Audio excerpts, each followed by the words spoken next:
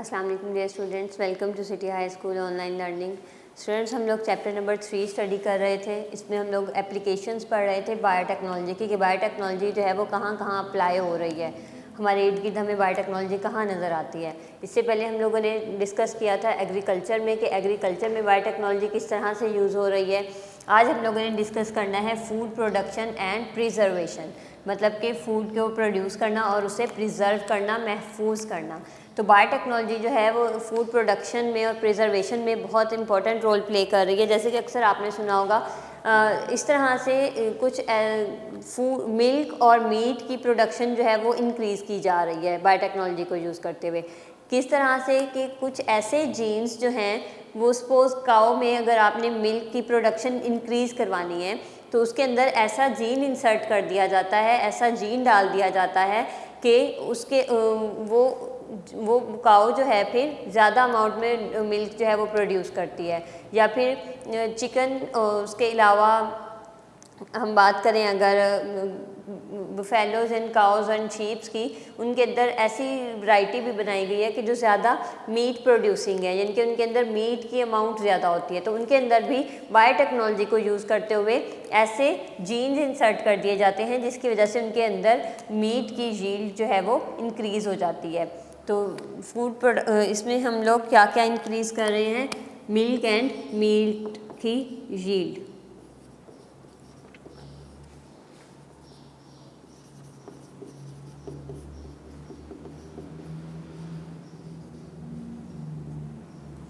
इस तरह से बायोटेक्नोलॉजी को यूज़ करते हुए मिल्क एंड मीट प्रोडक्शन जो है उसमें काउज, बफेलोज, शीप्स, उन सब के अंदर इंक्रीज़ की जा रही है। उसके अलावा अगर हम प्रिजर्वेशन की बात करें तो फ्रूट्स एंड वेजिटेबल्स के अंदर बायोटेक्नोलॉजी को इस तरह से यूज़ किया जाता है कि उनकी बेटर प्रोडक्शन हो सके। बेटर प्रोडक्शन की जा रही है किस किस की, फ्रूट्स एंड वेजिटेबल्स की। उनकी शेल्फ़ लाइफ को इंक्रीज़ किया जा रहा है। अब शेल्फ़ लाइफ क्या होती है? शेल्फ़ लाइफ कहते हैं कोई भी, अगर हम फ्रूट की बात करें कि वो कितने अरसे तक जो है वो ख़राब नहीं होगा, बिल्कुल ठीक रहेगा। जैसे आप देखें बहुत से डिफरेंट फ्रूट्स जो हैं वो, कुछ फ्रूट्स जो हैं वो जल्दी ख़राब हो जाते हैं, कुछ फ्रूट्स जो हैं वो ज़्यादा देर तक पड़े रहते हैं और जल्दी ख़राब नहीं होते। तो वो उनकी शेल्फ़ लाइफ पे डिपेंड करता है कि कौन सा फ्रूट कितने अरसे तक सही रहेगा। जैसे अगर हम कहें एप्पल और बनाना की बात करते हैं, एप्पल जो है वो ज़्यादा दिन तक भी अगर पड़ा रहे तो जल्दी से ख़राब नहीं होता, रोट नहीं होता, गलता सड़ता नहीं है। लेकिन बनानास जो हैं वो 1 से 2 से 3 दिन के अंदर बहुत ज़्यादा राइप हो जाते हैं, बहुत ज़्यादा पक जाते हैं और गलना सड़ना शुरू कर देते हैं। तो इसका मतलब क्या हुआ, बनानास की शेल्फ़ लाइफ कम है और एप्पल्स की शेल्फ़ लाइफ ज़्यादा है। तो बायोटेक्नोलॉजी को यूज़ करते हुए फ्रूट्स और वेजिटेबल्स की जो शेल्फ़ लाइफ है उसको इंक्रीज़ किया जाता है। किस लाइफ को, शेल्फ़ लाइफ को इंक्रीज़ किया जाता है बायोटेक्नोलॉजी को यूज़ करते हुए, ताकि वो जल्दी से फ्रूट्स या वेजिटेबल जो है वो जल्दी से ख़राब ना हो और ज़्यादा अरसे तक बिल्कुल ठीक पड़ी रहे और उसे ज़्यादा अमाउंट में प्रोड्यूस कर सकते हैं, उनकी बेटर क्वालिटीज़ प्रोड्यूस कर सकते हैं। जैसे अगर कोई, सपोज़ आपने देखा होगा अब इस तरह से स्ट्रॉबेरीज़ जो हैं वो पहले अगर बहुत छोटी होती थी, लेकिन अब जो है वो ज़्यादा बड़ी स्ट्रॉबेरीज़ जो हैं वो भी प्रेजेंट होती हैं, वो भी मिल जाती हैं। तो वो भी इसी तरीके से बनाई गई हैं कि उनके अंदर जो है ऐसी जीन्स इंसर्ट कर दी जाती हैं कि उनके जो साइज़ है वो पहले से ज़्यादा बड़ा हो जाता है। उसके अलावा अगर हम बात करें एक विटामिन B12 जो है ये बहुत सी मेडिसन्स में यूज़ होता है और बहुत फूड एडिटिव्स में, यानी कि बहुत सी फूड्स के अंदर ये आर्टिफिशियली ऐड किया जाता है। ये हमारी बॉडी को रिक्वायर होता है विटामिन B12, ये मेडिसन्स में और फूड एडिटिव्स में यूज़ होता है। तो इसको भी बायोटेक्नोलॉजी के ज़रिए से ऐसे बैक्टीरियाज़ को यूज़ करके जो है ज़्यादा अमाउंट में प्रोड्यूस कर लिया जाता है और फिर उसे मेडिसन में और फूड्स में जहाँ पे भी ऐड करना हो वहाँ पे ऐड कर लिया जाता है। इसको भी बायोटेक्नोलॉजी के ज़रिए से बैक्टीरियाज़ को मॉडिफाई करके उसके अंदर बनाया जाता है।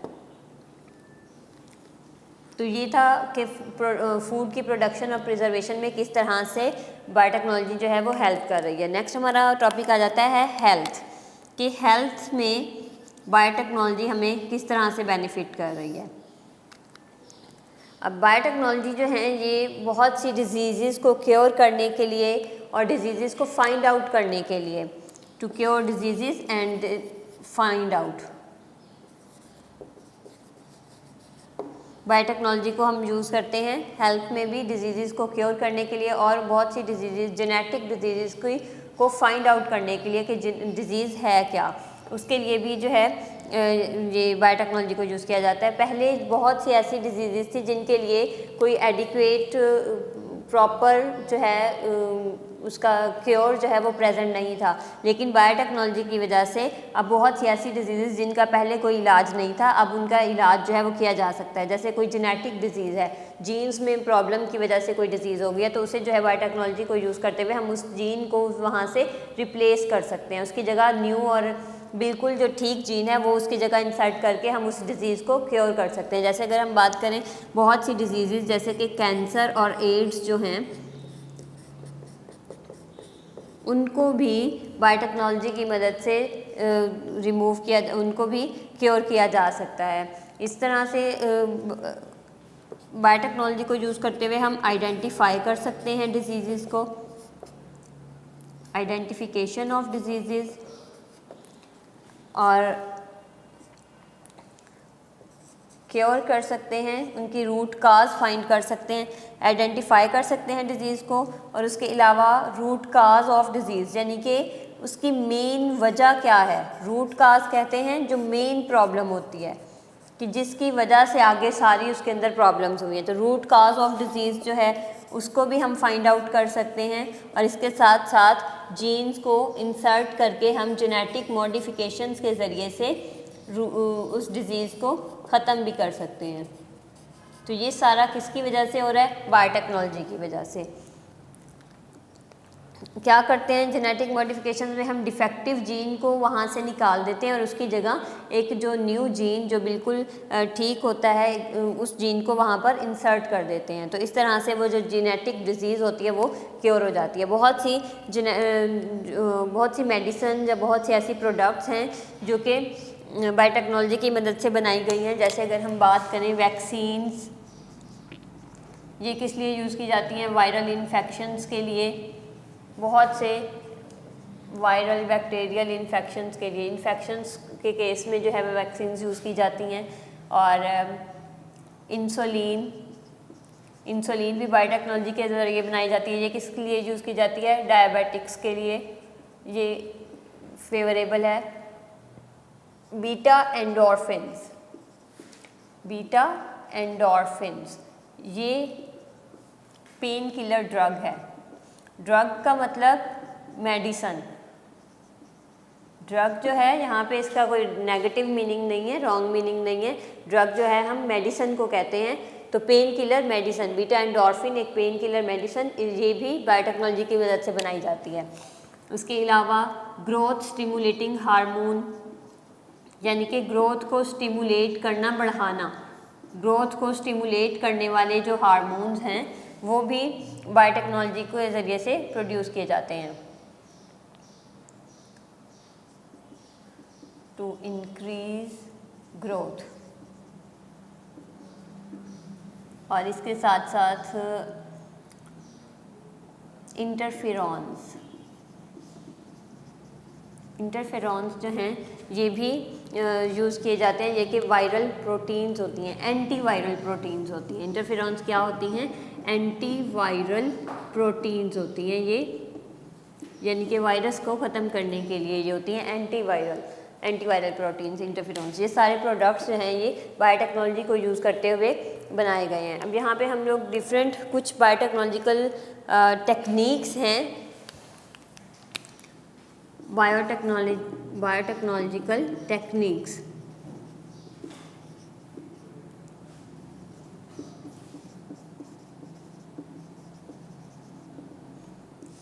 इनमें आ जाती है जीन थेरेपी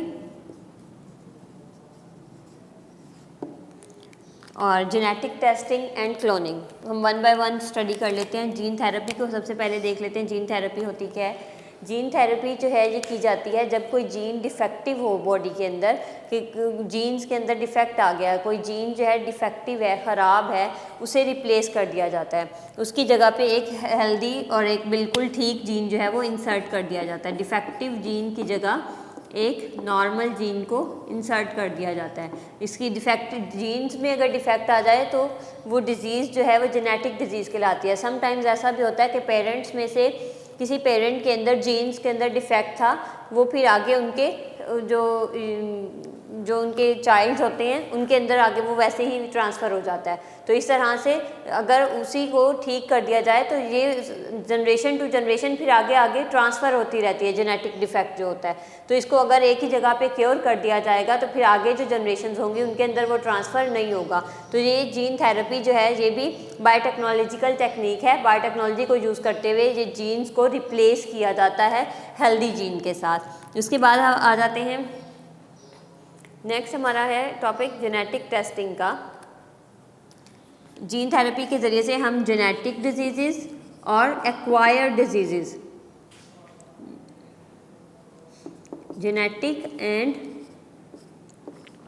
एक्वायर्ड डिजीज़ को क्योर कर सकते हैं। अब ये जो एक्वायर्ड डिजीज़ होती हैं ये कौन सी डिजीज़ होती हैं? एक्वायर्ड डिजीज़ हम ऐसी डिजीज़ को कहते हैं जो कि ना किसी जीन की वजह से हों, ना ही किसी और वजह से ट्रांसफ़र हुई हों, बल्कि ये आपकी लाइफ में किसी भी लाइफ टाइम में कभी भी किसी वजह से भी स्टार्ट हो जाएं। जैसे कि एड्स है, कैंसर है, ये आपकी लाइफ में किसी की भी लाइफ में जो है किसी भी उसकी लाइफ स्टेज पर स्टार्ट हो सकती है। उसे तो इस तरह की जो डिजीज़ होती हैं उन्हें हम कहते हैं एक्वायर्ड डिजीज़। इस तरह की डिजीज़ जो इनको जीन थेरेपी की मदद से सॉल्व किया जा सकता है, ख़त्म किया जा सकता है। नेक्स्ट आ जाता है जेनेटिक टेस्टिंग। जेनेटिक टेस्टिंग जो है ये एक बहुत इम्पॉर्टेंट एनालिटिकल टेक्निक है बायोटेक्नोलॉजी की। इसमें क्या किया जाता है कि ये जो है ज़्यादातर यूज़ की जाती है पैटर्निटी और एंसेस्ट्री फाइंड करने के लिए। Paternity, child's paternity and ancestry find करने के लिए। अब पैटर्निटी का मतलब होता है पेरेंट्स और एंसेस्ट्री कहते हैं अबाव अजदाद को। यानी कि अगर किसी चाइल्ड के पेरेंट्स का नहीं पता, अगर उनके जीन्स के स्टडी करके उसके थ्रू जो है पता चलाया जा सकता है कि इसके पेरेंट्स कौन हैं। तो डीएनए इसके अंदर जो है फुल डीएनए को स्टडी किया जाता है। इसके अंदर डीएनए को स्टडी किया जाता है और उसके थ्रू जो है फिर पता चलाया जाता है कि चाइल्ड के पेरेंट्स कौन से हो सकते हैं। और अगर किसी को अपने एंसेस्टर्स के बारे में जानना हो कि पीछे उनके अबाव अजदाद मतलब उनका लिंक जो है वो कौन से किन लोगों के साथ था जो पुराने ज़माने में प्रेजेंट थे, तो उनके एंसेस्टर्स के जो है लिंक को फाइंड करने के लिए भी जेनेटिक टेस्टिंग की जाती है। नेक्स्ट आ जाता है क्लोनिंग। क्लोनिंग जो है